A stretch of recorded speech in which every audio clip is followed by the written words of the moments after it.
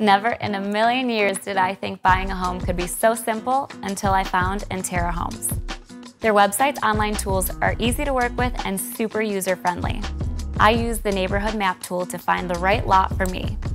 Once I decided where I wanted to live, I looked through all the floor plan options for my specific neighborhood. Visualizing the floor plan of my home ahead of time was important to me. Thankfully, Interra Homes made it easy with their interactive floor plan. After deciding on a base model, I could add various upgrades like a third stall garage and play with furniture layout in the options panel to see what it would look like. This was really fun.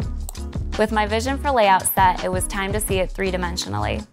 Interra Homes' virtual floor plan tour gave me the ability to see the home in a 3D space.